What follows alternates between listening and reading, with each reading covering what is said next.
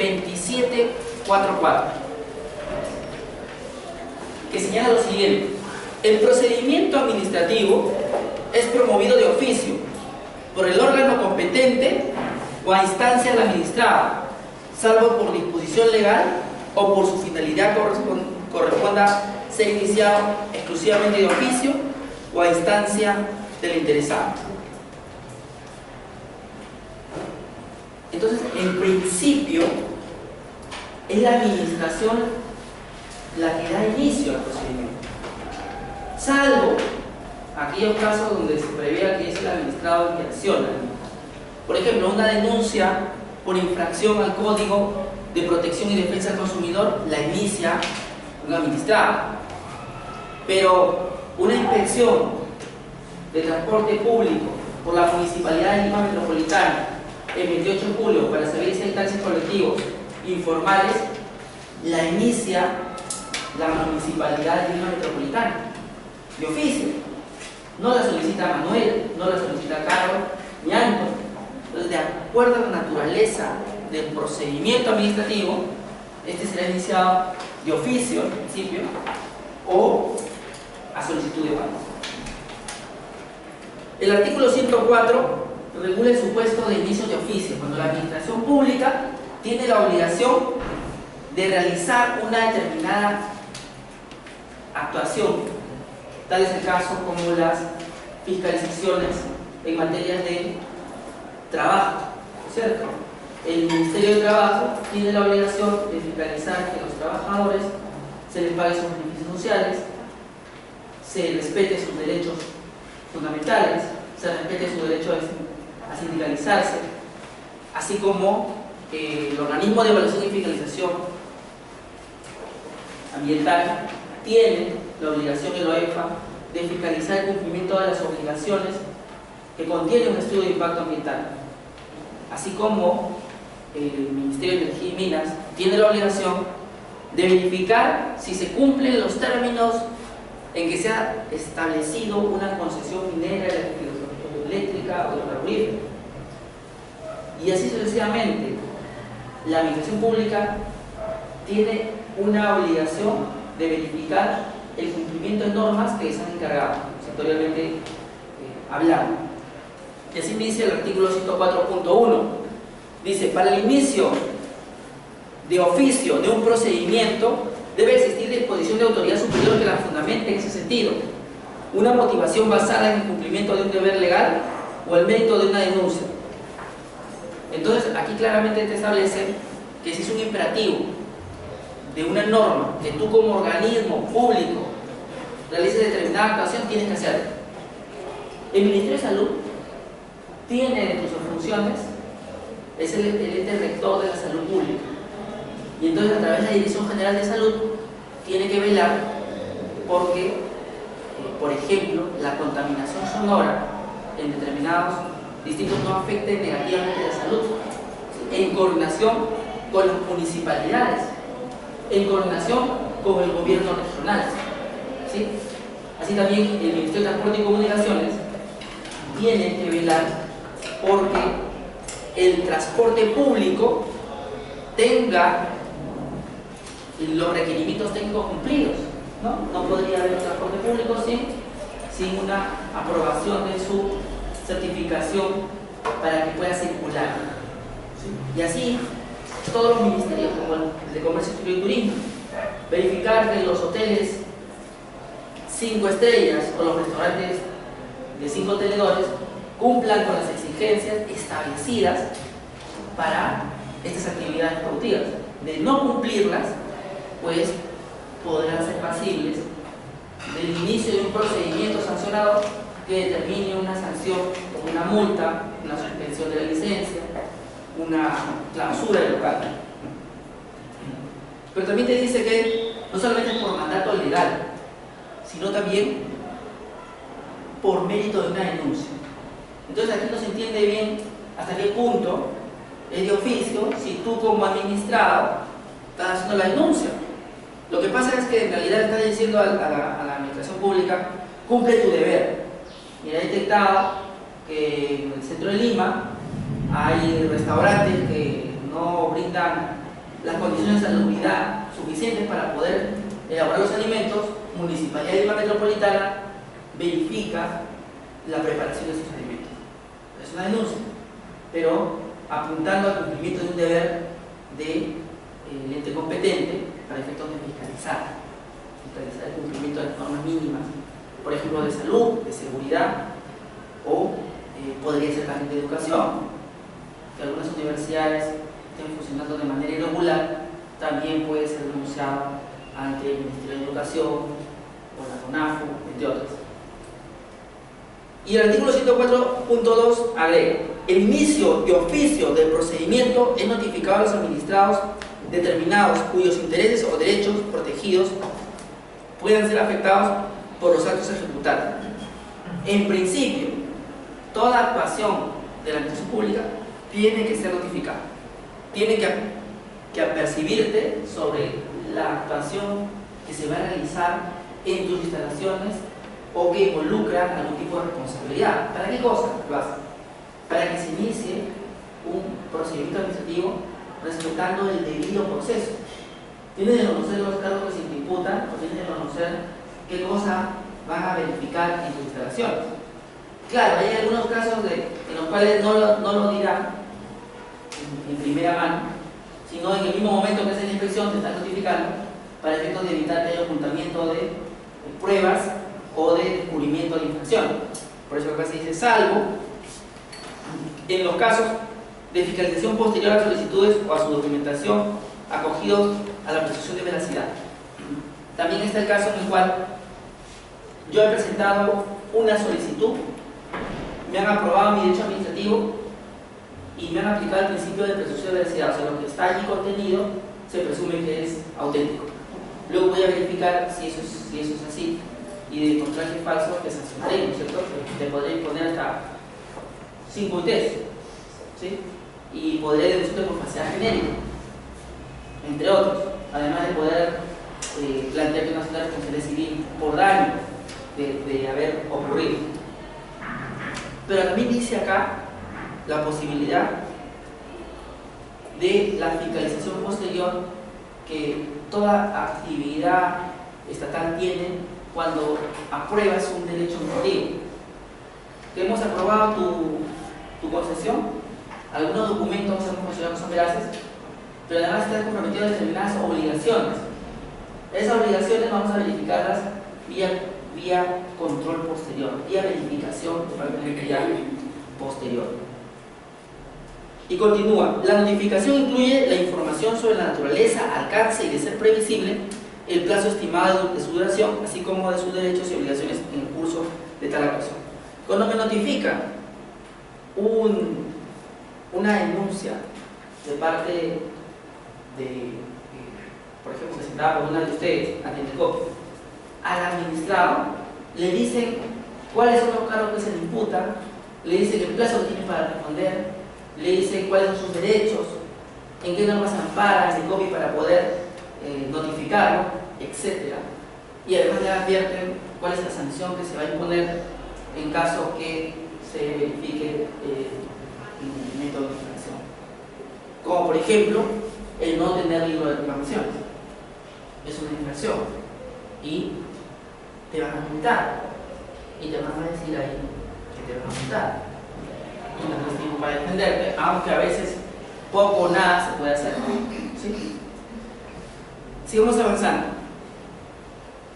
Así como de sus derechos y obligaciones en curso de la actuación. Claro, aquí también te dicen que tú tienes derecho a presentar más pruebas, a impugnar la resolución definitiva, a poder conciliar eventualmente si hubiera ese espacio en el procedimiento administrativo, si lo solicitas, etc.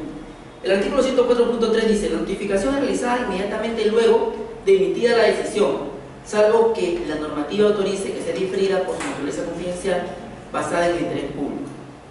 Se supone que si en un procedimiento administrativo se dicta un acto administrativo, tiene que ser notificado, pero en algunas ocasiones este va a tener naturaleza confidencial por el interés público que envuelve o por el interés general, pero será excepcional, porque normalmente toda la actuación del Estado se rige por el principio de transparencia.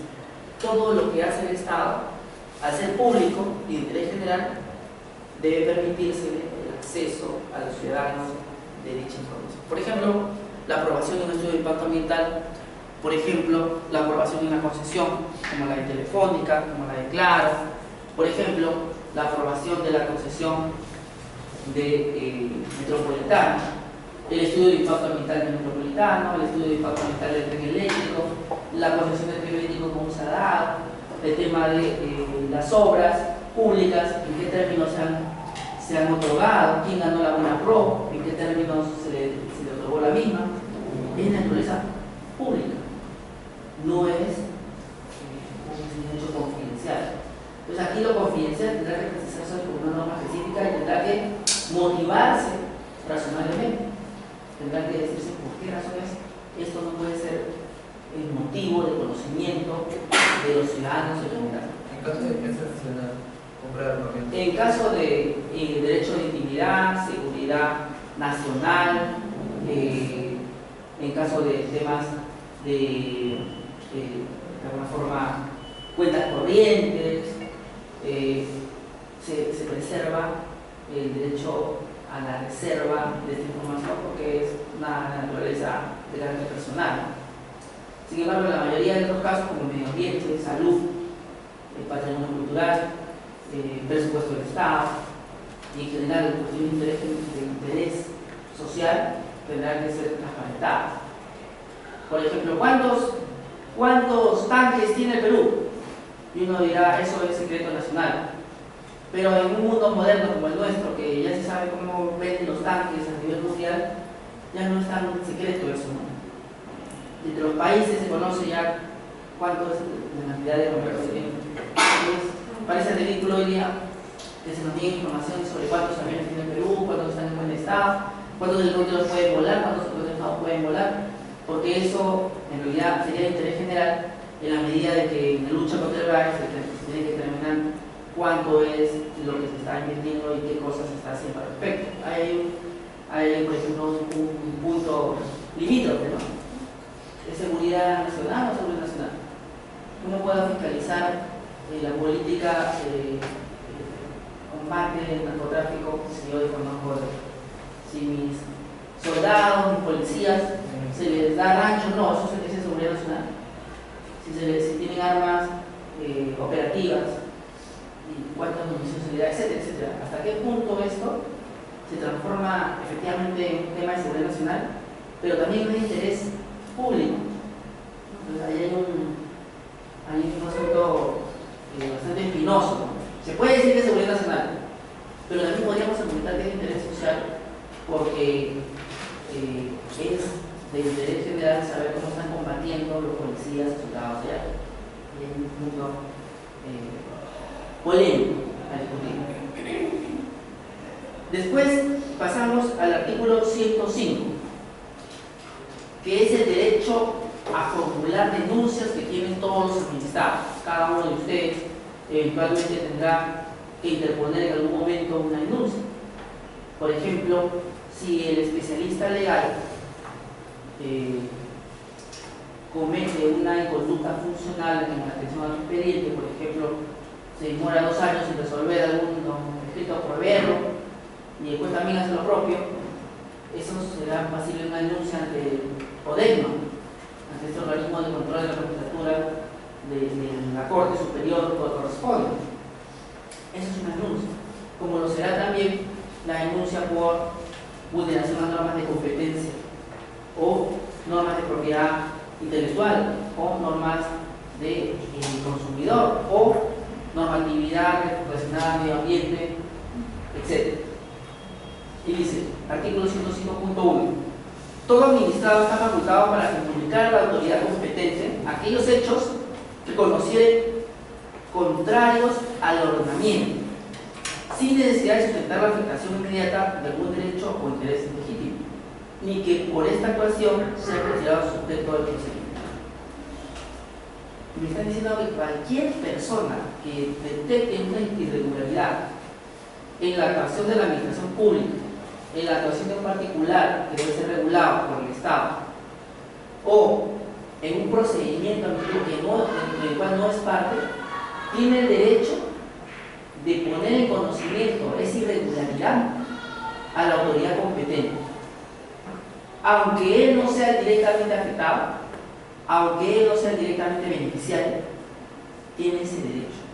¿En aras a qué? A que haya un interés general en que las conductas contrarias al derecho jurídico sean sancionadas. Entonces, si yo veo que su procedimiento administrativo de otorgamiento de licencia de funcionamiento de robos es irregular porque se le están exigiendo más requisitos de los establecidos, yo podría denunciar ese hecho porque vulnera el principio de legalidad y porque es una inconducta funcional del funcionario municipal.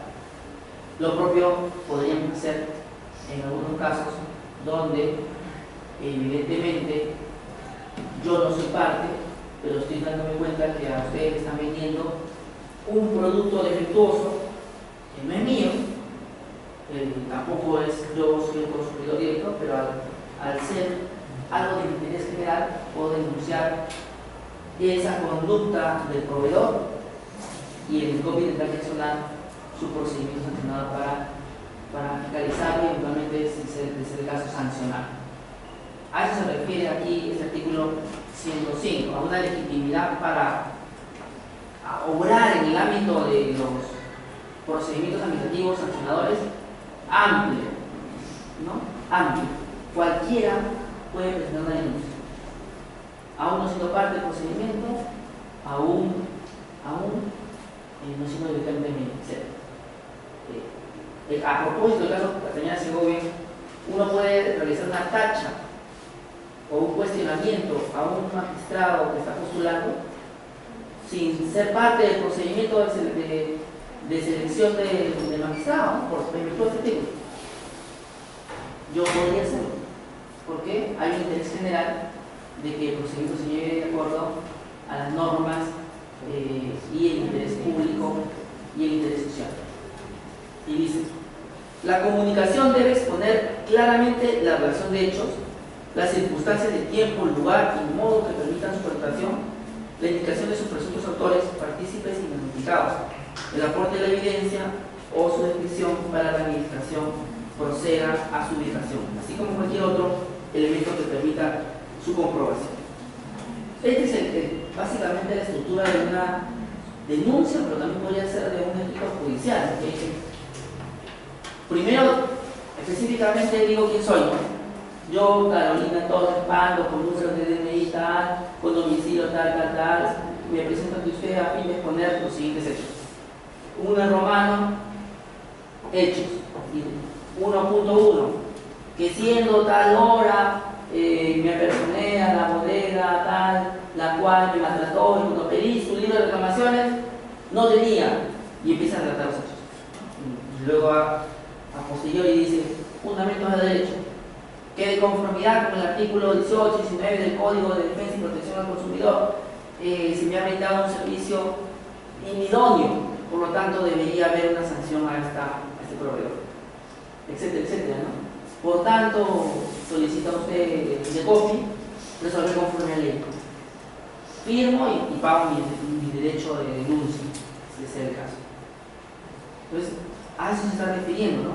A que narremos los hechos de manera cronológica, precisando datos como el lugar, hora, quién es el denunciado, etcétera, etcétera, y también la aplicación de las normas que podrían estarse aplicando. De no conocerlas, aplicamos el iuris no mercuria, o sea, ponemos en conocimiento los hechos a la administración pública y ella deberá determinar el derecho que se le aplica. Sigamos avanzando. Artículo 105.3. A propósito, también tendría que presentar medios probatorios, ¿cierto? No solamente me basta su opinión, su parecer de Carolina, sino tendría que presentar la boleta, la fotografía, el testimonio, videos de lo que ha ocurrido, ¿no? Me tiraron el café en las piernas en McDonald's y me hizo una quemadura de 3er grado. Tendré que presentar la receta médica, la fotografía, la colaboración policial y de repente la denuncia penal por delitos de lesiones mínimamente leves o graves. En caso de incapacidad de 30 días. para arriba, ¿no es cierto? En este caso, pudieran ser menos.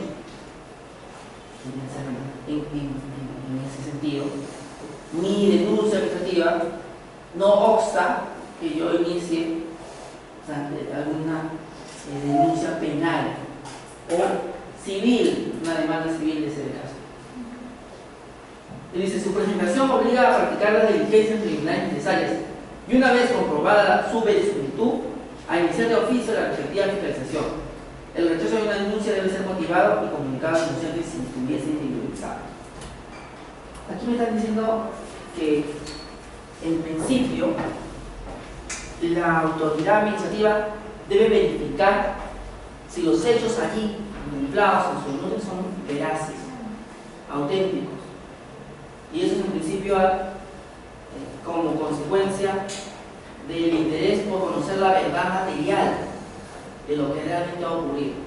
La administración pública persigue encontrar los hechos desnudos y en su forma primaria, independientemente de lo que usted haya narrado, y va a buscar eso.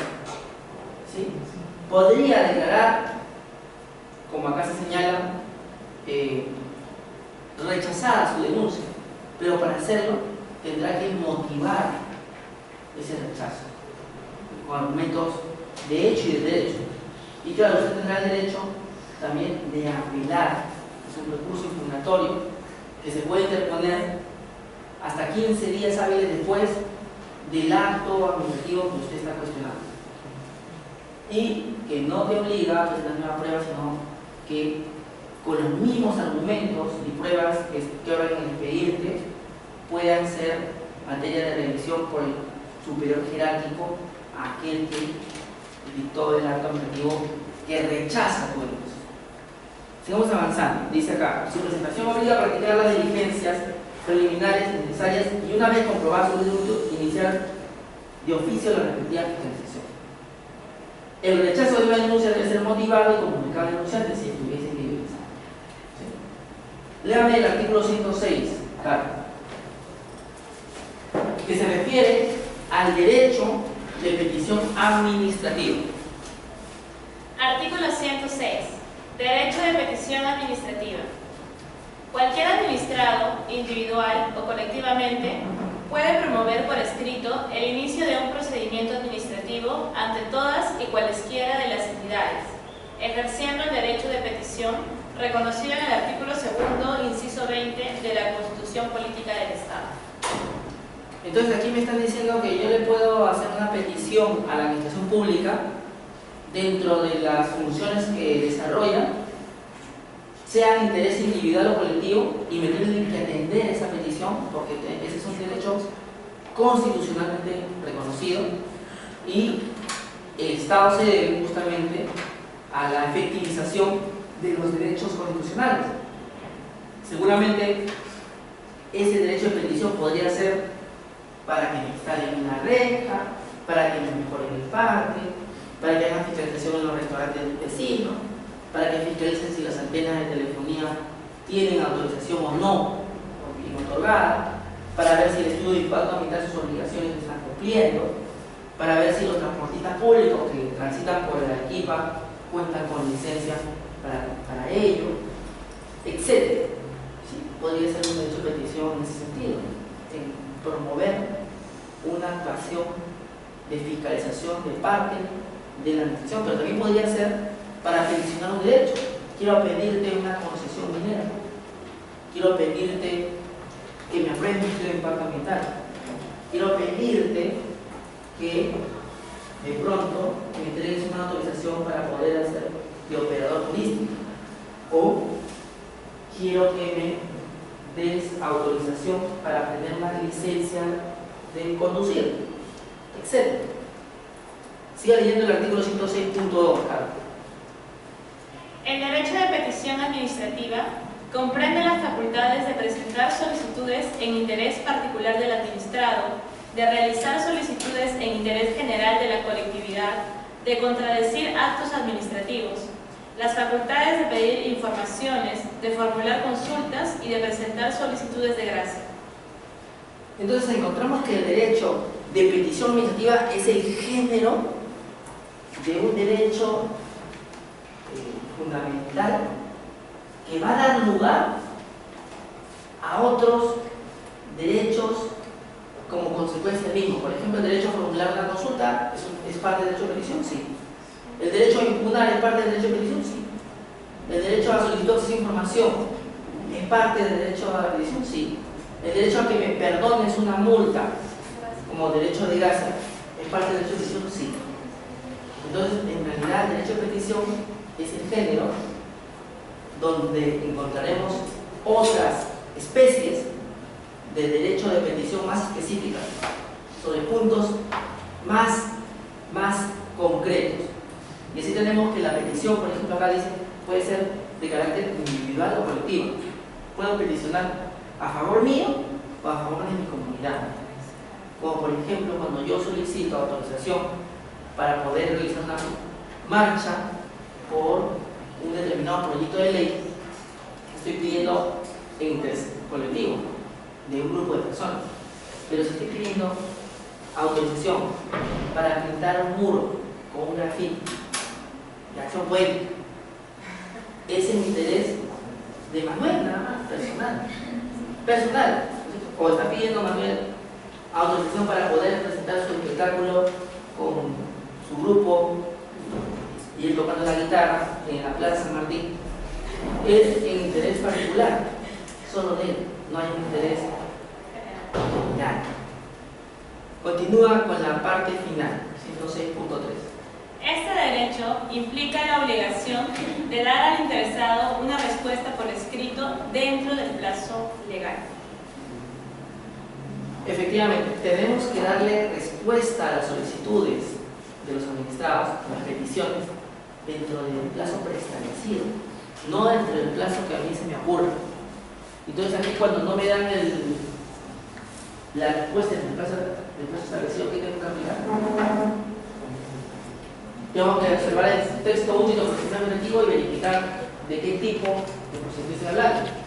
Si no es uno de aprobación automática, será uno de evaluación previa. Dentro de la evaluación previa tendré que verificar si aplica silencio positivo o silencio negativo. Si aplica silencio positivo, entenderé aprobada mi solicitud transcurrido 30 días, según el plazo general que da esta norma. Pero si me aplican silencio negativo, entenderé que si transcurrido ese mismo plazo, se entenderá por denegado mi petición, mi solicitud. Estos plazos, 30 días, se pueden ampliar vía normas sectoriales, pero en principio el genérico son 30 días. Sigamos revisando el derecho del administrado a solicitar el interés particular. Lea el artículo 107, Carlos. Artículo 107. Solicitud de interés particular del administrado. Cualquier administrado con capacidad jurídica tiene derecho a presentarse personalmente o hacerse representar ante la autoridad administrativa para solicitar por escrito la satisfacción de su interés legítimo, obtener la declaración, el reconocimiento u otorgamiento de un derecho, la constancia de un hecho, ejercer una facultad o formular legítima oposición. Entonces, aquí en el artículo 107 y 108 me están regulando primero el interés individual. Esta facultad que tiene un administrado de pedir para él o para su familia, para él una autorización, un permiso, un derecho de gracia, una concesión, ¿sí?, etc. Y deja claro que los efectos de esta petición solo serán sobre él. Y está bien, porque él lo está pidiendo. Sin embargo, el artículo siguiente te ofrece la posibilidad de que una persona, cualquiera de nosotros, podría pedir en interés de la sociedad, en interés de todos. Aquí tendría que haber un poder de representación. No. Se supone que si estamos pidiendo en interés de la colectividad, hay casos como salud pública, patrimonio cultural, medio ambiente, intereses difusos colectivos, donde no hay que tener un poder de representación para que yo vaya en defensa de su ambiente o de su patrimonio cultural en particular, sino simplemente alegar que estamos en un caso de interés difuso colectivo y me van a atender la solicitud. Así se señala lo siguiente: las personas naturales o jurídicas pueden presentar petición o contradecir actos ante la autoridad administrativa competente aduciendo el interés difuso de la sociedad. Vean que aquí se señala que puede ser una persona natural o jurídica, y en el ámbito del artículo 107 no dice el contexto, no dice cualquier administrado con capacidad pública tiene derecho a presentarse personalmente para peticionar algo para interés particular. ¿Por qué hacen énfasis en el artículo 108 de que pueden ser personas naturales o jurídicas los que puedan hacer una solicitud en interés de la sociedad? Porque están hablando de las organizaciones de personas sin fines de lucro, llámese fundaciones, llámese asociaciones, ¿sí? Llámese comités, llámese organizaciones de base, etc. Entonces se está contemplando ya de manera expresa la posibilidad de que estos organismos sin fines de lucro puedan peticionar algo en interés de la sociedad. Y luego dice, puedan presentar petición o contradecir actos ante la autoridad administrativa competente, aduciendo el interés difuso de la sociedad. Lo único que tendré que aducir es que este es un interés colectivo, difuso, y que siendo interés de todos, que se resuelva, que se proteja el medio ambiente, la salud pública, el derecho del consumidor, la libre competencia, el tema de elecciones transparentes, de gestión pública transparente, etc., tiene que atenderse la solicitud, tiene que atenderse esta solicitud en interés de la colectividad. Y continúo. 108.2. Léalo, por favor, Carlos. Comprende esta facultad la posibilidad de comunicar y obtener respuesta sobre la existencia de problemas, trabas u obstáculos normativos o provenientes de prácticas administrativas que afecten el acceso a las entidades, la relación con los administrados o el cumplimiento de los principios procedimentales, así como a presentar alguna sugerencia o iniciativa dirigida a mejorar la calidad de los servicios, incrementar el rendimiento o cualquier otra medida que suponga un mejor nivel de satisfacción de la sociedad respecto a los servicios públicos. Entonces, en el ámbito de solicitud de interés colectivo, encontramos que se da la opción al administrado de identificar las trabas burocráticas del Estado para removerlas y poder hacer que los derechos de los mismos sean efectivos. Pero además dice a presentar sugerencias, aportes, para que sea más eficiente la labor del Estado. Pero además te dice que podemos velar por el correcto funcionamiento del servicio público a través de solicitudes en interés de colectividad. Lo que no te está planteando acá como posibilidad, pero podría plantearse, es siendo una concesión otorgada en perjuicio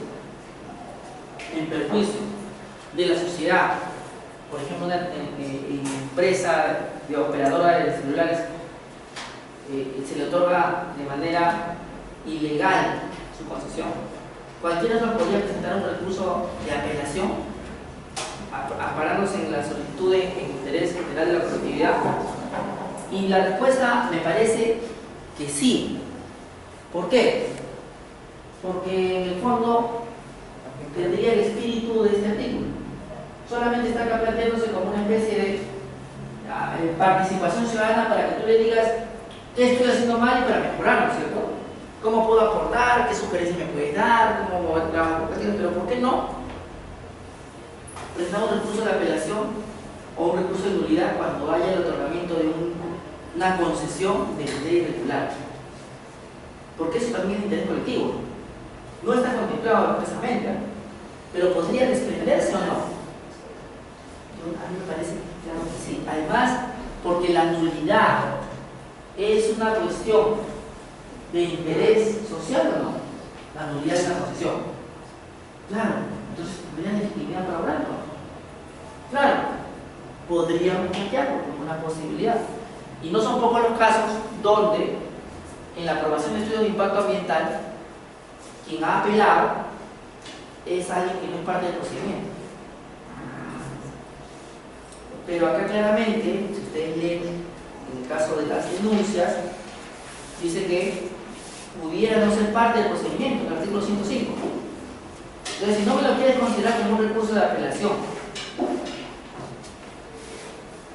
podrías tú, autoridad estatal, tomarlo como una denuncia y empezar a gestionar la posibilidad de una nulidad de oficio. O sea, yo, advertido de parte del magistrado que hay una irregularidad, podría de oficio dejar sin efecto el otorgamiento de ese derecho. O sea, podría encontrar una salida en el artículo 105, que dice que, aunque no forme parte del procedimiento, puedo presentar una denuncia.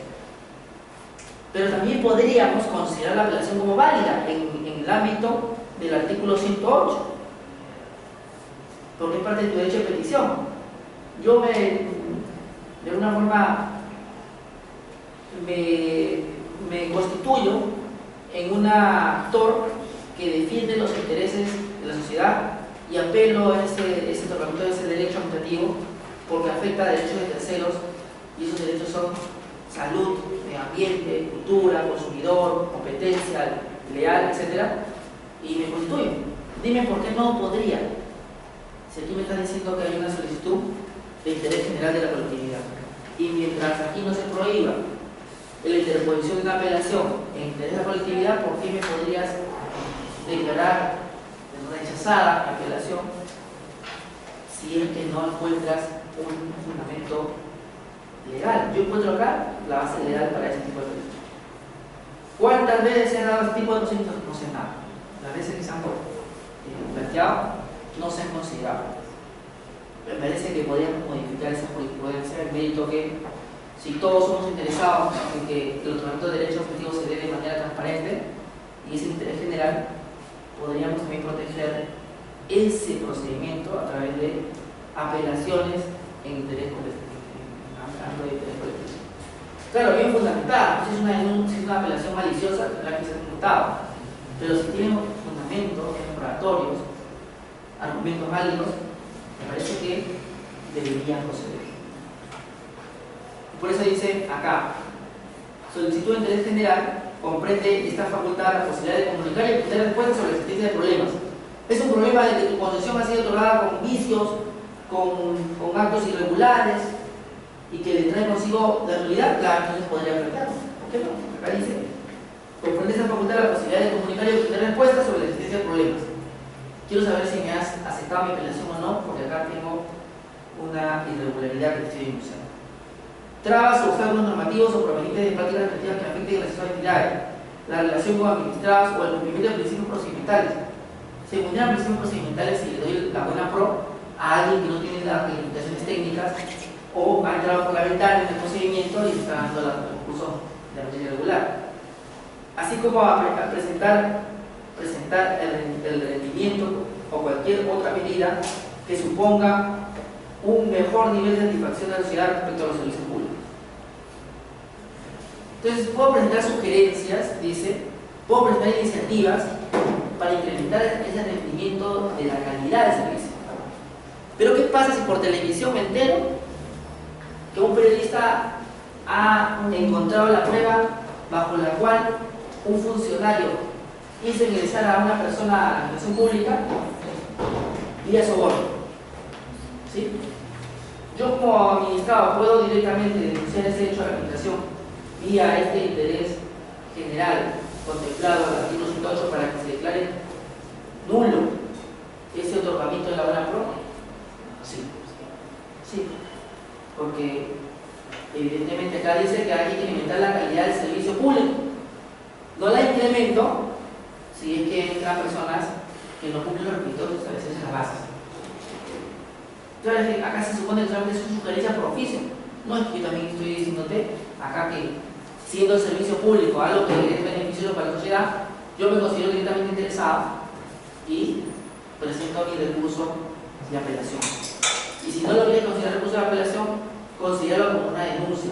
a partir del artículo 105, pero tienes la obligación de responderme, porque acá dice claramente que comprende la posibilidad de comunicar, pero también de que se dé respuesta a la denuncia que es formulada en beneficio e interés de la sociedad.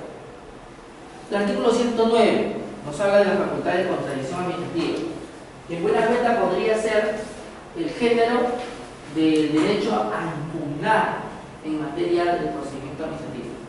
Léelo primero. Artículo 109, facultad de contradicción administrativa. Artículo 109. Facultad de contradicción administrativa.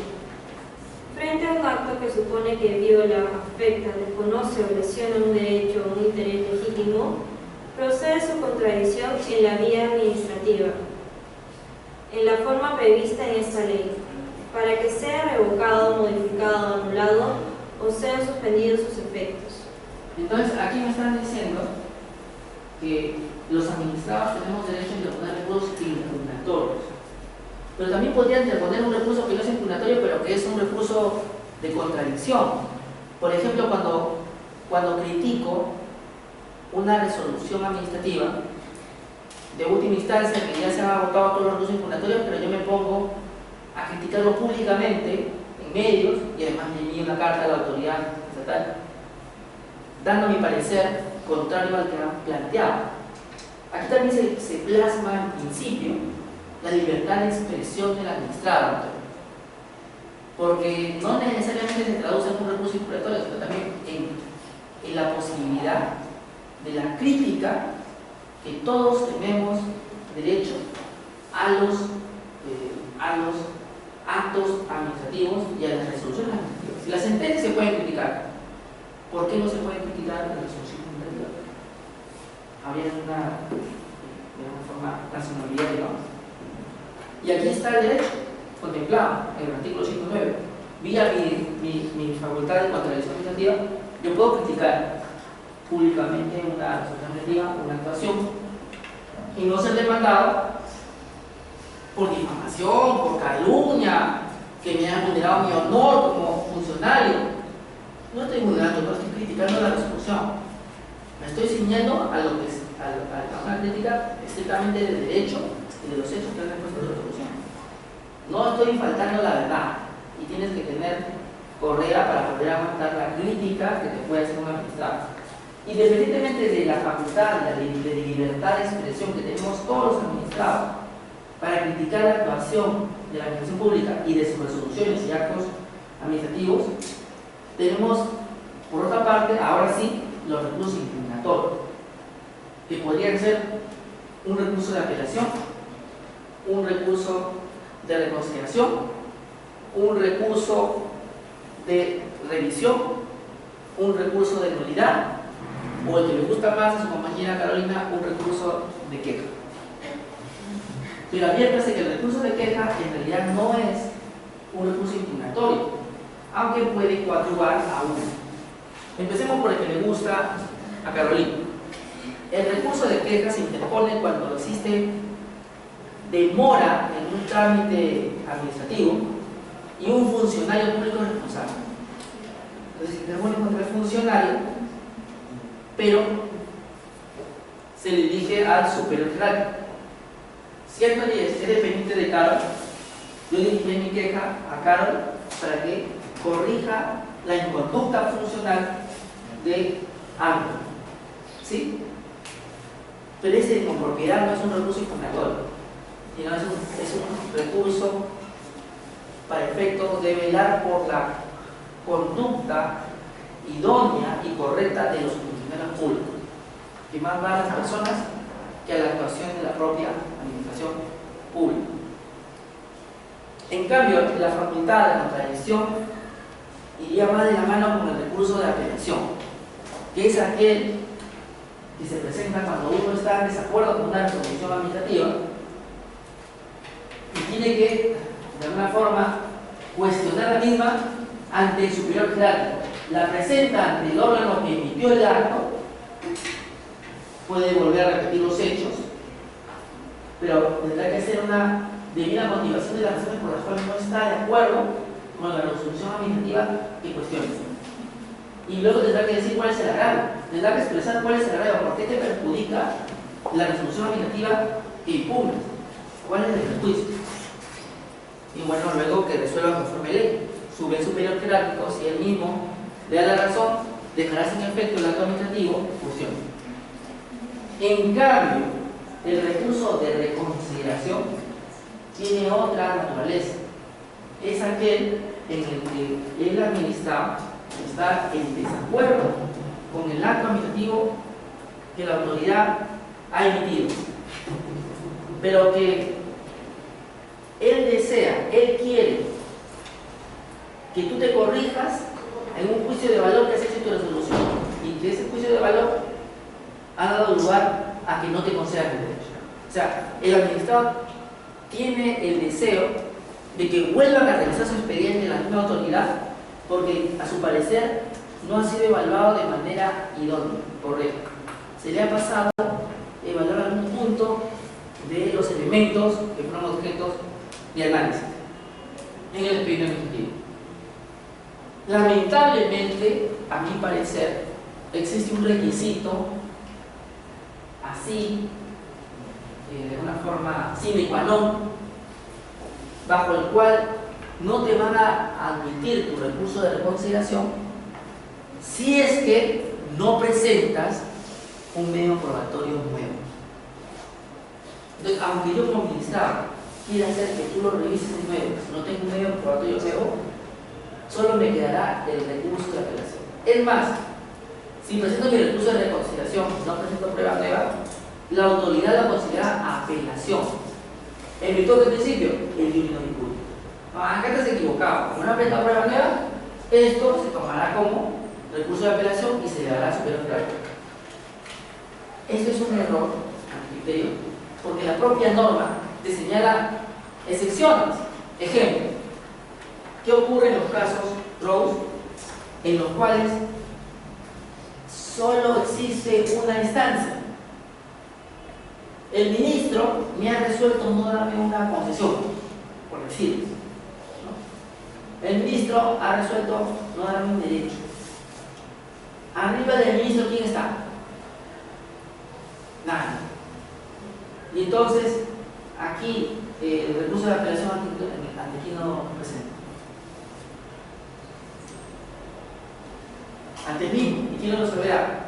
El mismo.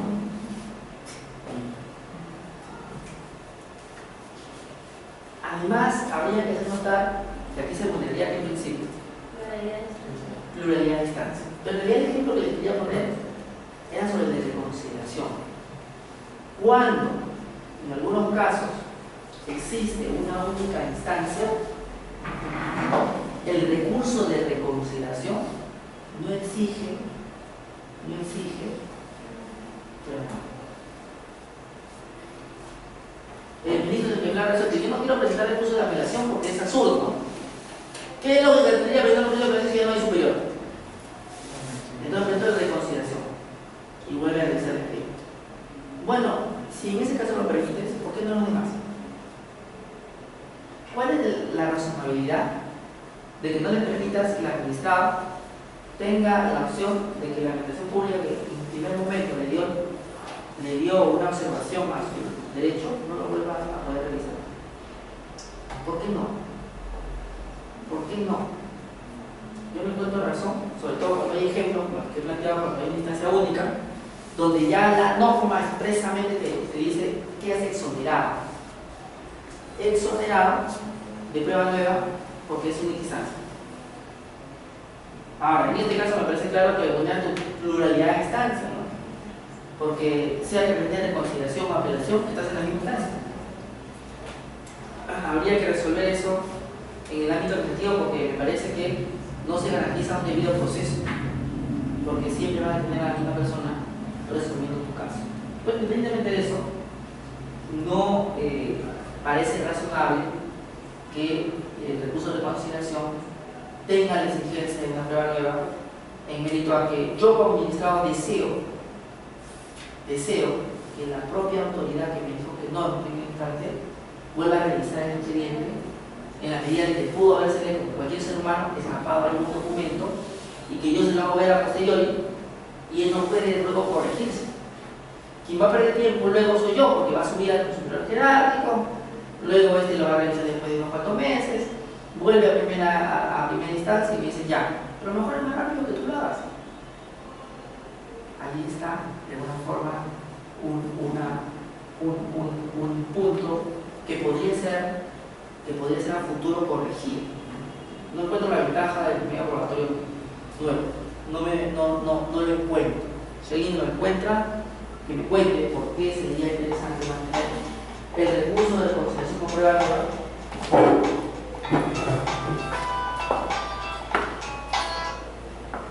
Bien, entonces continuemos con la facultad de contradicción administrativa. Dice, frente a un acto que supone que viola, desconoce o lesiona un derecho o interés legítimo, procede la contradicción en vía administrativa en la forma prevista por la ley. Ya dijimos el recurso de apelación, el recurso de queja, que no es un recurso inflamatorio, el recurso de apelación, el recurso de conciliación, y faltaría el recurso de revisión. El recurso de revisión normalmente es excepcional.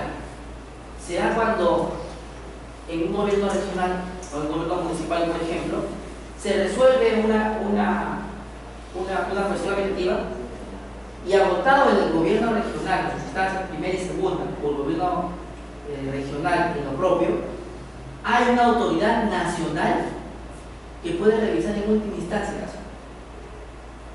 En esos casos se podría dar un recurso de revisión.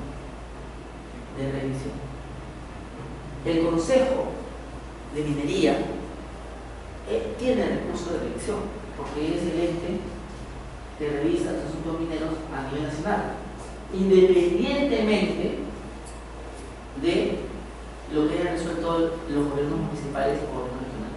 ¿Para evitar la politización de los gobiernos regionales? No, simplemente porque hay alguien que tiene competencia nacional y que tú quieres saber qué dice el gobierno nacional sobre un asunto que ha sido resuelto por el gobierno regional.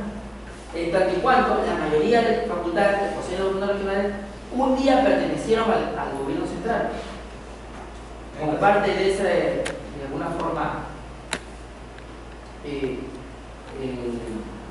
¿cómo decirlo? Rezagos de esa antigua administración centralista, queda el recurso de revisión.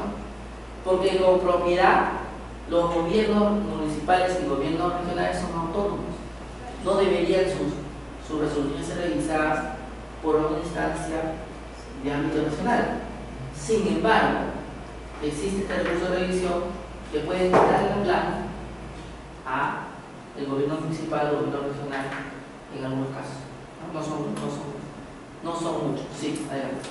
En el caso de que un gobierno regional toma una decisión y decide ser revisado para el gobierno central, la decisión sigue siendo igual del gobierno regional. ¿Cómo? La decisión del gobierno regional sigue siendo la misma o puede variar. Se supone que si te lo decide una autoridad nacional, tendrá que modificar esa materia. ¿Sí? Al saber todos los gobiernos regionales, a su vez se dividen en pequeñas direcciones que tienen competencias. Tenemos una dirección regional de energía y minas, tenemos una dirección regional de salud, tenemos una dirección de transporte, tenemos una dirección regional de turismo, tenemos una dirección regional de pesquería, tenemos una dirección regional de temas de recursos hídricos, etcétera, etcétera. Y esas direcciones tienen una autonomía administrativa que va mucho más allá del poder de índole mucho más administrativo del presidente de la región o del alcalde. Tienen autonomía porque tienen que resolver sobre asuntos técnicos. Entonces, en realidad, de lo que se resuelve son sobre temas técnicos. En primera y segunda instancia le dicen que no, mira al ámbito nacional y le dicen procede. En ámbito de temas especializados valdrá la rectificación. Se entiende que no va a haber ninguna injerencia de índole político, sino en términos técnicos, únicamente técnicos. Pero como les digo, este recurso de revisión Es una excepción de la regla. Lo único que normalmente existe en todos los recursos de la administración pública son la apelación y la reconsideración. No hay más. El recurso de revisión es excepcional.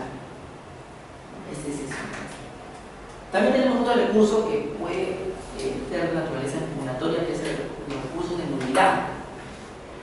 Sin llegar a una resolución definitiva en un procedimiento administrativo, pudiera yo detectar que hay una nulidad en el procedimiento y yo podría presentar un escrito pidiendo la nulidad de determinada actuación.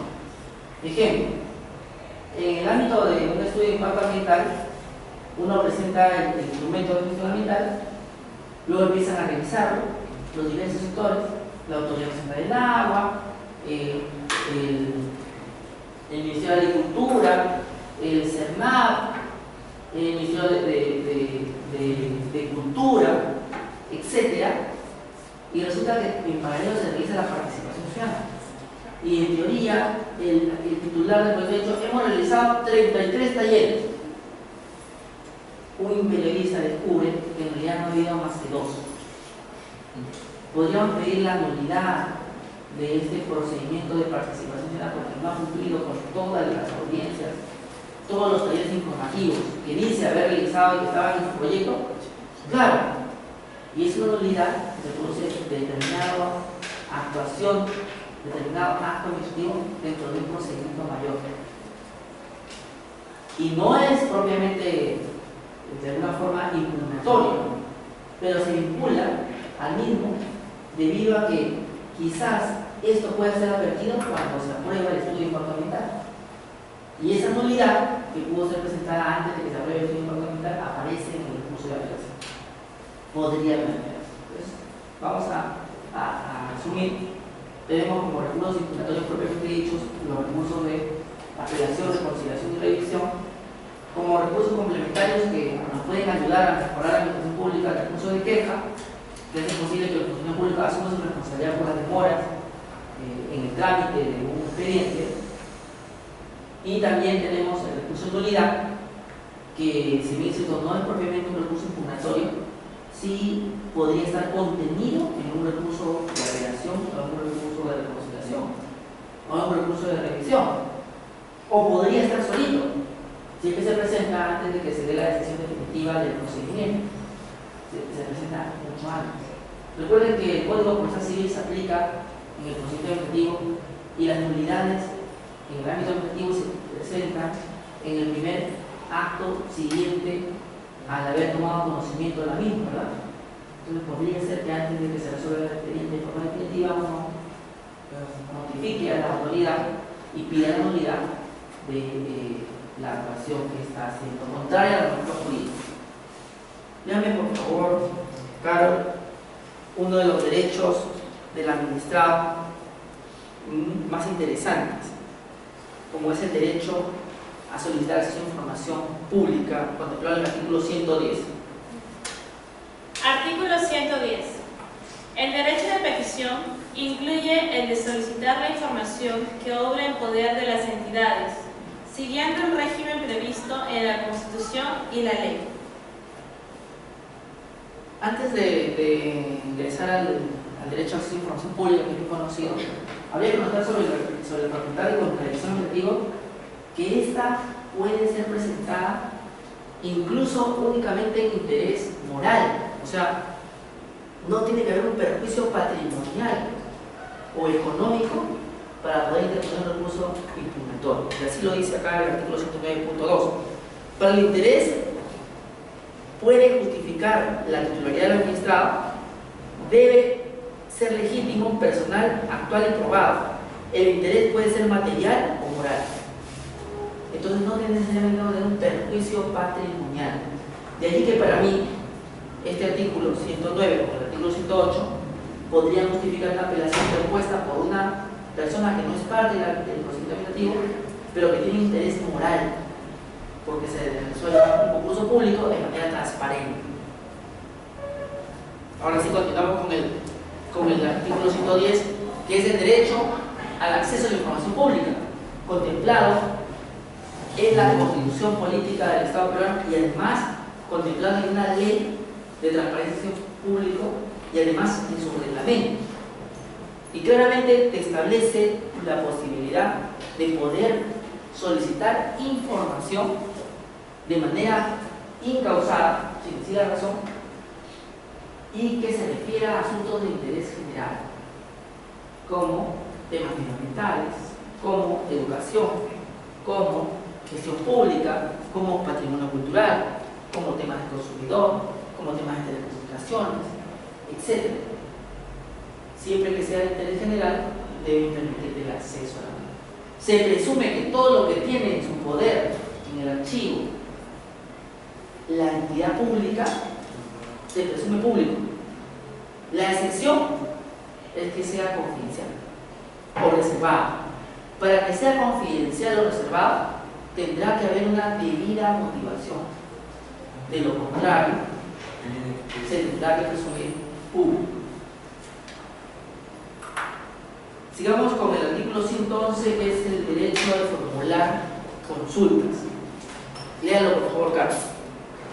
El derecho de petición incluye las consultas por escrito a las autoridades administrativas sobre las materias de su cargo y el sentido de la normativa vigente que comprende su accionar, particularmente aquella emitida por la propia entidad. Aquí hay una cosa interesante. ¿Por qué me consagras el derecho a formular consultas si no me das judicialmente un instrumento para poder exigir que me absuelvan esa consulta? O sea, si la consulta implica que yo elabore un informe técnico, legal, para resolver la duda existencial que tiene sobre la propiedad pública, el habeas data no te sirve, porque aplicando la ley de transparencia de información pública dice que cuando implica elaboración de informes no aplica habeas data. No aplica habeas data. Solamente el habeas data, según la jurisprudencia del Tribunal Constitucional, aplica para casos donde la información sea preexistente, exista, pero no aquella que implique la actuación de la administración en la elaboración de dicha información. Entonces aquí encuentras una contradicción bastante grande. ¿Cómo puedo hacer rendición de cuentas en la administración pública si ésta no tiene el deber de absolver las consultas que los ciudadanos hacen? Y si no tengo recurso constitucional para que les exijan que me respondan. Entonces aquí habría que redefinir, redimensionar el habeas data para permitir que también el derecho a formular consultas y a que éstas tengan respuesta sea protegido. No basta que te protejan el derecho al acceso a la información pública o el derecho al contenido de información personal en base de datos que estén a cargo de entidades públicas. También deberíamos incorporar el derecho de todo ciudadano a que la administración pública le responda a las consultas que le formulas. De lo contrario, este derecho quedaría vacío de contenido. Te puedo preguntar, pero no tengo forma de obligarte a que me respondas. Entonces, ¿para qué te pregunto? Entonces me parece la consulta previa. Te hago consulta previa, pero al final hago lo que me da la gana porque no tengo la obligación de tomar en cuenta tu opinión. Siempre que respete los derechos humanos en términos que pueden ser muy flexibles o muy cerrados, voy a realizar la medida administrativa o legislativa del caso. Igual es esto, o sea, te doy el derecho de formular una consulta en el artículo 111, pero no te otorgo el mecanismo que haga posible que yo acceda a esa respuesta. Entonces aquí me puede apelar silencio negativo. Derecho a formular consultas en el TUPA, silencio negativo, 30 días. ¿Y qué significa no? Sí, si yo estoy preguntando sobre un tema que de repente no se responde con sí o no. ¿Todo se responde con sí o no? Claro. ¿Todo se responde con sí o no? No, pues entonces no vas a apelar silencio negativo o positivo a las consultas. No informa porque está preguntando sobre la descripción de un proyecto. Descríbame el proyecto que van a hacer en el Inamari. Aplicamos silencio negativo. Escribas, es una consulta. Entonces, no podemos aplicar para la formación de consultas ni silencio positivo ni silencio negativo, porque son consultas. Salvo que yo haga una consulta que dé mérito a que solamente la respuesta sea sí o no. Pero si es una consulta bien hecha, que implica una explicación de la actuación pública, no hay forma de que aplique silencio negativo. Ni tampoco podemos aplicar aprobación automática, o sea, porque no es la naturaleza de la solicitud de formulación de consulta. Por eso es que debería estar protegido por el recurso de habeas data, pero no está protegido. Siempre, entonces, ¿cuál es el problema actualmente en el acceso a la información pública? Que las entidades públicas no generan información para que de alguna forma se entere la población que están haciendo, porque de generar información donde deje constancia que están haciendo, esta puede ser transparentada y ser objeto de crítica. Entonces mi estrategia es generar la mínima información que hable sobre mi ejecución, porque eso me podría generar responsabilidad. ¿Podría resolverlo con el derecho a formular consultas? No, porque la consulta la puedes realizar, pero la respuesta no sabemos si te la van a dar. Hay una contradicción. Claro, su compañera Yagi dice, le interpongo un recurso de queja, porque demora en darle la respuesta. Sí, pero eso es acción al funcionario. Pero la administración pública, no. En última instancia te dicen, no existe información al respecto en el ministerio. Bueno, si no existe información al respecto del ministerio, ¿no deberías tú generarlo? No, yo te respondí cuando tienes una consulta. Entonces también deberíamos generar criterios, así como para el debido proceso generamos criterios con la debida motivación, criterios para resolver la consulta, que no sean respuestas aparentes, porque cuando me dicen no tiene la información, es una respuesta aparente, ¿no? Mejor dime que no me quieres dar la información, porque esa respuesta solo es formal, no es material. Y ahí vamos a aplicarle a la propia administración pública de Rose el principio de verdad material. ¿Tienes claro qué vas a hacer en un proyecto de inversión o no? Sí tengo, pero no te voy a decir porque eso puede crear malestar social. No, porque la administración pública tiene que transparentar todo. No es que yo te pueda decir si voy a hacer un proyecto de electrificación rural en esa comunidad, porque si les digo que va a ser de acá a 15 años, se va a molestar. Pero si va a ser de acá a 15 años, ¿por qué no lo dicen? No, mejor me lo guardo. De esa forma, ¿cómo podemos hacer rendición de cuentas de las autoridades administrativas? Es difícil. Entonces acá tenemos un pequeño problema con esta facultad de consulta, que en realidad si no hubiera existido, hubiera dado lo mismo que exista. Porque no te da posibilidad de utilizar. Salvo cuando quieren. O sea, si discrecionalmente la autoridad te responde bien, pero ¿cómo lo haces? ¿Cómo haces en los casos que no quieren? ¿Qué recurso constitucional? Pregúntenle a la profesora que está viendo ¿cómo hago para efectivizar la facultad de consulta? Pregúntenle a la Tribunal Constitucional, ¿cómo hago? Porque yo, la verdad, me voy muy decepcionado. No hay forma. Consulta sobre cuáles son los mecanismos, por ejemplo, para ponerme a disponibilidad en la policía. Dime cuáles son. No te recuerdo. ¿Cuánto te abogado? No, es que acá dice en el artículo 55 de la ley que la administración pública orienta al Estado. Y la facultad de consulta podría permitirme orientación. Si yo combino el artículo 55 con la facultad de consulta, lamentablemente podríamos necesitar unos abogados, pero habría más ciudadanos satisfechos. Porque la administración pública se llama eficiente. Pero como no podemos, de alguna forma, ejercer a plenitud el derecho de consulta, no se puede efectivizar la administración pública de manera mucho más eficiente. Sigamos avanzando. Lea usted el artículo 111.2, Carlos. Cada entidad atribuye a una o más de sus unidades competencia para resolver las consultas sobre la base de los precedentes de interpretación seguidos en ello. ¿Y qué pasa en las actividades que no tienen precedentes? ¿Y qué pasa con aquellas actividades que no tienen precedentes? No responde nada. Y la pregunta aquí sería, ¿qué puedo hacer penalmente para que la autoridad me responda? ¿Podría haber alguna acción penal? Posiblemente, si me responde que no tienen información al respecto, podría poner una denuncia por delito de abuso de autoridad porque este acto es arbitrario. Técnicamente es arbitrario, porque podría responderte algo más coherente.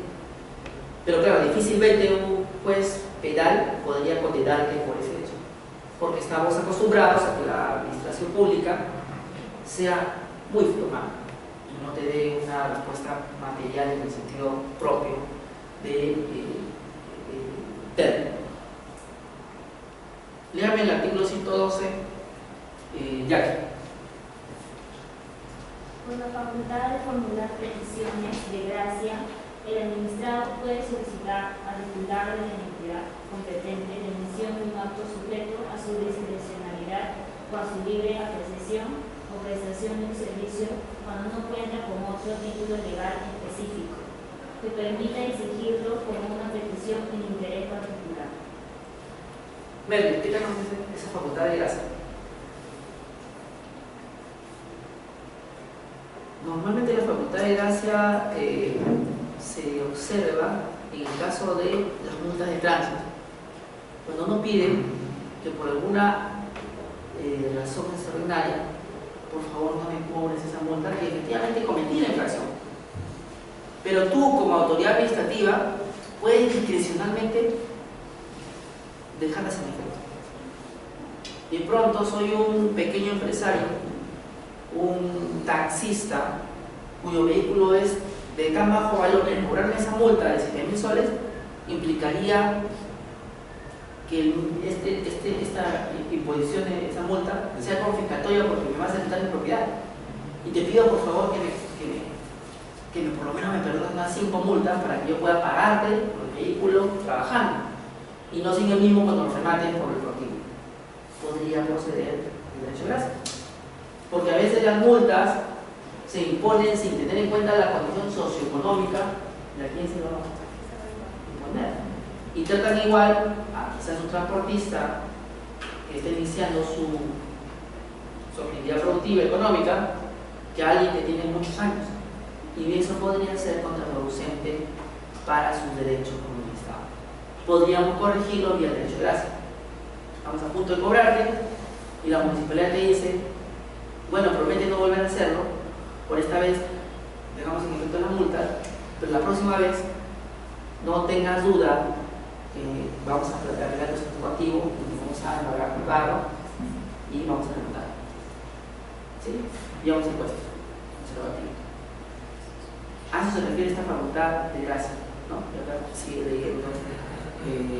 Por la facultad de formular peticiones de gracia, el administrado puede solicitar al titular de la entidad competente la emisión de un acto sujeto a su discrecionalidad o a su libre apreciación o a prestación de servicio cuando no cuente con un título legal específico que permita exigirlo como petición en interés particular. Ya están agotados, se le pasaron los recursos impugnatorios, se le venció todo.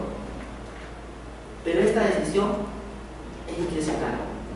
O sea, aquí no cabe el recurso impugnatorio de apelación, porque se supone que es discrecional.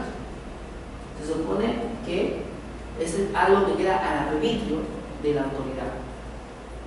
No es inconstitucional, no es ilegal, porque has tenido tu tiempo para poder utilizar tus recursos impugnatorios y no lo hiciste. Y sigue, frente a esta petición, la autoridad comunica al administrado la calidad graciable de lo solicitado y es atendible directamente mediante la representación efectiva de lo pedido, salvo disposición expresa de la ley que prevea una decisión formal para su aceptación. Este derecho se agota con su gestión en la vía administrativa, sin perjuicio del ejercicio de otros derechos reconocidos en la Constitución. Un derecho de gracia, por ejemplo, podría ser claramente identificado al indulto. El indulto es un procedimiento administrativo mediante el cual una persona que ha sido condenada puede ser de alguna forma perdonada en su pena y dejada en libertad por un acto humanitario.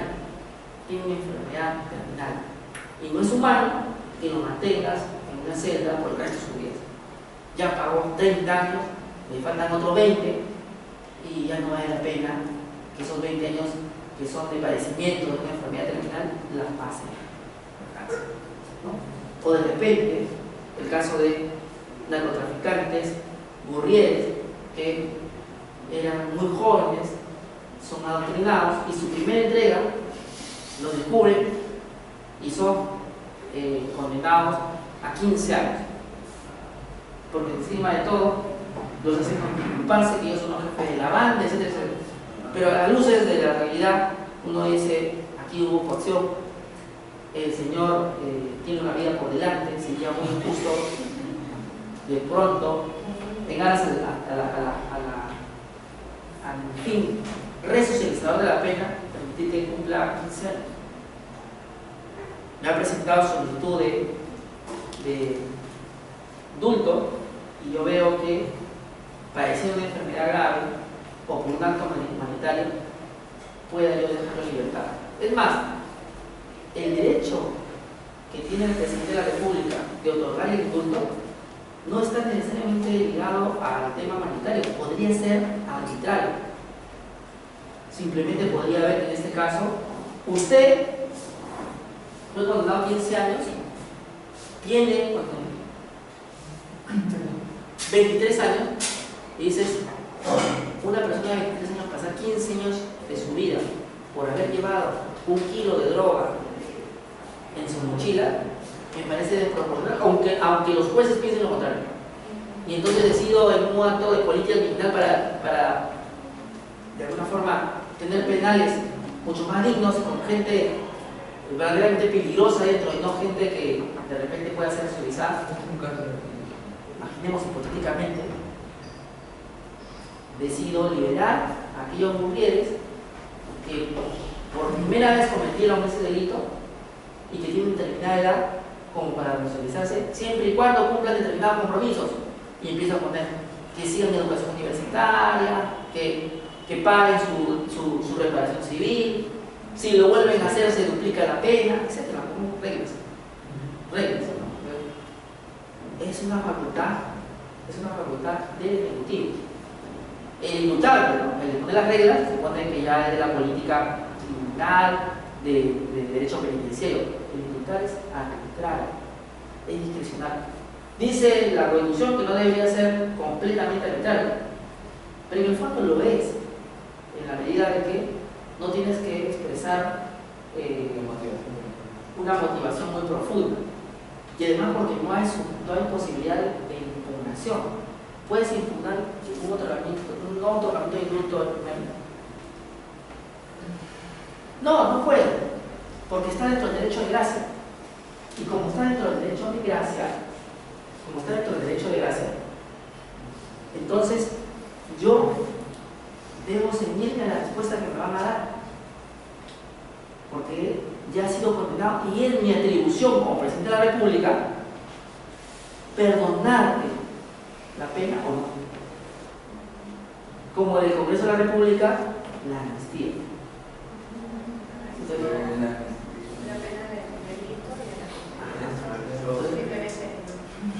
pero el contenido es el mismo. Me refiero a que es discrecional. Es un acto. Alguien podría impugnar una decisión de indulto o de amnistía. No, porque es discrecional. No voy a la Corte Interamericana porque no me amnistiaron. Es discrecional. O no me indultaron. ¿Por qué no se fue Fujimori con sus abogados a la Corte Interamericana? Porque este derecho de gracia es absolutamente discrecional. Más allá de que usted diga que es un delito de lesa humanidad, eso es tema aparte. Es discrecional. Ya te condenaron y el Estado puede, si quiere, dejar sin efecto esa pena. pero no está obligado, no lo puedes obligar. Pongámoslo en términos de una relación de amistad entre usted y alguien. Usted es su amigo, no está en la obligación de nada. ¿Quién lo hace? Es la misma lógica que tiene la administración pública. Yo ya te sancioné. Si yo quiero y veo que es razonable dentro de un contexto, te puedo hacer un efecto de sanción. Pero si yo estimo que no deberías molestarte por ese hecho. Así son las cosas en el derecho de gracia. Por eso dice aquí, este derecho se agota con su ejercicio de la vía administrativa, sin perjuicio de la ejercicio de otros derechos reconocidos en la Constitución. ¿Qué otros derechos reconocidos en la Constitución? De repente se están vulnerando derechos fundamentales de usted y puede recurrirlos. Pero es diferente a exigir que me condones una deuda, que me condones una pena, que me perdones. Yo lo que podría exigir es: mis condiciones carcelarias no son dignas. Me voy a la Comisión Interamericana a exigir que ese centro penitenciario tenga condiciones dignas. Pero no podría exigir que deje sin efecto la pena. Eso no sería atendido. A eso se refiere. Porque este derecho de gracia podría estar de alguna forma asociado a otro. Ejemplo: el Canal 5 tenía una deuda de varios millones de soles generadas en los últimos años cuando la administración estaba a cargo de Delgado Cárdenas y no de su propietario legítimo. El Canal 5 pudo pedir derecho de gracia en su nueva administración, alegando que durante todo ese tiempo ellos no habían estado administrando el canal.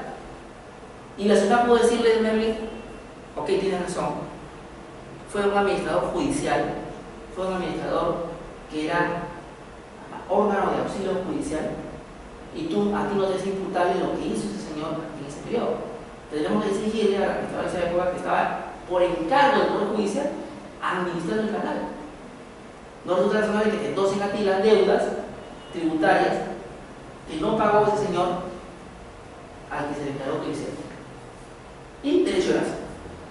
Sin embargo, la ciudad no quiso hacer eso y tuvo que irse el Canal 5 con sus propietarios legítimos a una acción de amparo, la cual finalmente ganó y declaró inexigible la deuda tributaria en el periodo que tuvieron la justicia judicial,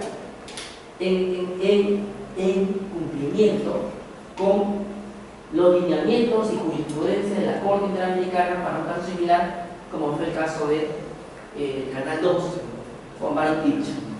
Entonces, a eso se refiere acá. O sea, te dice: bueno, ya agotado la misma administrativa, pues ya no hay derecho de gracia, ya no tienes nada que hacer. Pero tu derecho constitucional puede recurrirlo por otra vía. Ese es el caso. Ven cómo, independientemente de que mi derecho de gracia no haya sido de alguna forma otorgado como yo quisiera, yo puedo recurrir a otras vías para conseguir el mismo objetivo. No me otorgaste el derecho, pero yo lo gané en vía judicial. Después, el artículo 113 establece los requisitos para presentar un escrito, que básicamente son que tú señales tu nombre con precisión, tu documento de identidad, tu domicilio y datos para identificar. Luego que narres de manera ordenada y cronológica los hechos que suscitan tu solicitud, tu derecho a petición, tu derecho a consulta, lo que estés peticionando. Luego, la argumentación jurídica de ser el caso, ¿sí? Y luego usted firma y da su DNI, su nombre. Vale, ese es el resumen. Es el resumen de lo que dice el artículo 113, que es mucho más, de alguna manera, extenso. Pero que buena cuenta, cumplir los requisitos que les he mencionado, básicos, tienes tú una solicitud de acceso a información pública como la que han hecho ustedes. Y que se le casi todo lo que está acá está contenido en lo que ustedes hicieron en su debida oportunidad al pedir información pública. No había que ser experto, ¿no?, en hacer el escrito administrativo. Luego el artículo 116 le señala la posibilidad de acumular solicitudes. Si tienes solicitudes que son parecidas, por ejemplo, la tuya es parecida a la de ella, la de él, la de todas son muy parecidas, podemos acumularlas en un solo escrito y todo firmado. No es eso nada descabellado, sino lo contrario. Celeridad, ¿no? Economía procesal, economía en el ámbito administrativo, y me entienden más rápido. Lo único que tendré que la obligación de nombrar a uno de ustedes como representante para que de alguna forma le respondan directamente, o no hacerlo, de repente a todos les responden a su parte. También. He acumulado una sola solicitud y una sola respuesta les hará llegar a todos la misma. Quizás aquí venga lo importante, ¿no? El artículo 117 dice: cada entidad tiene su unidad general de recepción documental. Se supone que la administración pública tiene una unidad de recepción de documentos que tiene un sistema de trámite documentario donde cada documento recibe un número y donde la recepción implica que el funcionario público tiene que poner su nombre, la hora, la fecha en el que fue recepcionado. Y él tiene la obligación de derivarlo al órgano competente dentro de la entidad pública. Usted no tiene la obligación de conocer de antemano a qué autoridad le corresponde atender el solicitud. Reglas para la celeridad en la recepción. El artículo 118 que fija algunas pautas para poder recepcionar documentos. Creo que lo más importante, en días hábiles tienes que recepcionarte tu documentación. ¿Sí? Pero hay otras, por ejemplo, que exista un sistema de formularios, existe un sistema de trámites documentarios, existen mecanismos adecuados para poder recepcionar las solicitudes de los administrados.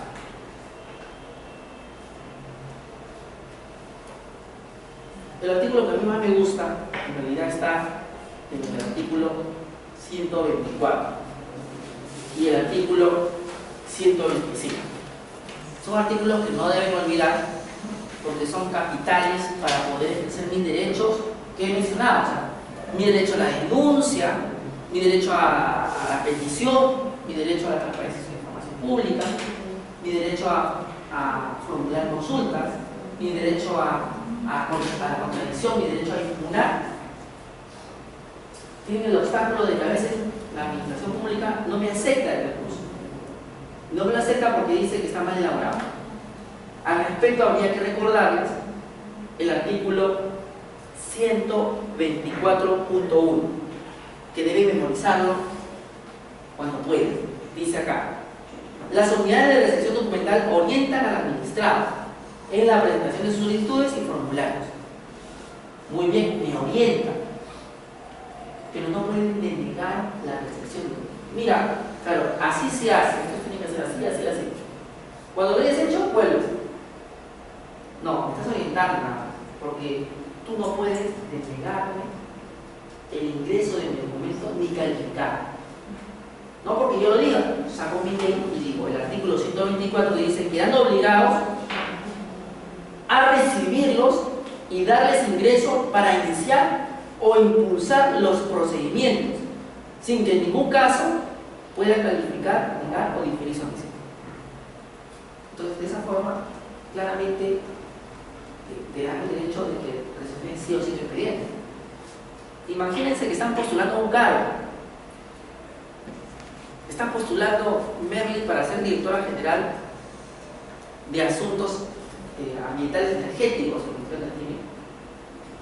4 de la tarde vence el plazo, 13:59 presenta su expediente. Y el señor le dice: ¿sabe qué? Le faltó foliar. Por lo tanto, hasta que no folee, no se lo recepciona. ¿Eso es legal, verdad? No. Podrá faltarme foliar, pero él no tiene posibilidad de impedir que yo ingrese el documento. Porque acá claramente señala que en ningún caso puede calificar, negar o diferir su trámite. Aquí claramente dice: está obligado a recibirlo, así falta foliar, así está al revés el folder. así esté grabado de manera inadecuada, así esté sucio, lo tendrá que recibir. Así no tenga la foto de Merlin, lo tendrá que recibir. No, pero ahí dicen las bases que tiene que ser foto actualizada. Esta foto es de ayer, actualizada quiere decir para mí hoy día. Se le ocurrió al funcionario. Y tiene que ser en papel Kodak, no en el papel que está ahí. Sí, porque a veces que el Photoshop o así, Kodak. No, tiene que recepcionar. Si existe mucho en el tema, lo máximo que puede hacer es ponerte observaciones en el documento, pero no denegar su trámite, no impedir su tramitación. De esa forma, ¿usted qué ha hecho? Ingresó su documento para el concurso público. Luego puede Merlin subsanar la fotografía que faltaba o foliar. En última instancia, el foleo, la numeración de las páginas o la fotografía es determinante para un concurso público. ¿Sería razonable que alguien la deje fuera del concurso público solamente porque no tenía estas formalidades? No. Y entonces, frente a formalidades prescindibles, uno debería contemplar la posibilidad de continuar el procedimiento subsanando esto a posteriori. No sería razonable que te dejen fuera por eso. Además, porque la nulidad tiene que contemplarse de manera expresa. No hay una nulidad por estos hechos de manera expresa, en la base, por ejemplo. Simplemente se exige, pero no te dice cuál es la consecuencia de no tenerlos. ¿Qué consecuencia cargaría? No, podría negar que podría subsanarlo a posteriori. Entonces, dice al renglón seguido 124.2, quien recibe las solicitudes o formularios debe anotar bajo su firma, ¿qué cosa? Su nombre, la hora, ¿sí? Su DNI también, por si acaso, y su firma. ¿Para qué? Porque pudiera ser que el trámite del expediente se extravíe y haya que reconstruir el expediente. Bueno, yo tengo mi cargo y acá tengo la persona que lo firmó. Merlin Ávalos, Anangoitia, directora general. Ah, muy bien. Le preguntaremos si su firma. Si para que diga que su firma, no, sí firma. Empecemos a reconstruir el expediente administrativo que se ha quemado en el último incendio que hubo en el ministerio. Y empezamos a reconstruir. Empezando por validar todos los documentos donde hay un fallo de recepción, donde el funcionario público competente, al estar recepcionando un documento, reconoce su firma, reconoce que él va a recepcionar. El artículo 125 me refiere a casos en los cuales me faltan requisitos y haya la posibilidad de que la administración, el señor de unidad documentaria, me haga una serie de observaciones a efectos que llegan a usar, pero me va a permitir ingresar el documento. Solo que me dice, se recibe el documento, pero falta la foto, falta foliar, falta tu diploma, etc. Los cuales se indicó al administrado, traiga lo antes posible. Esas observaciones se hacen en virtud del artículo 125. Luego tenemos el tema de recursos impugnatorios, que es el que vamos a tocar a partir de la próxima clase. Nos vemos el día martes.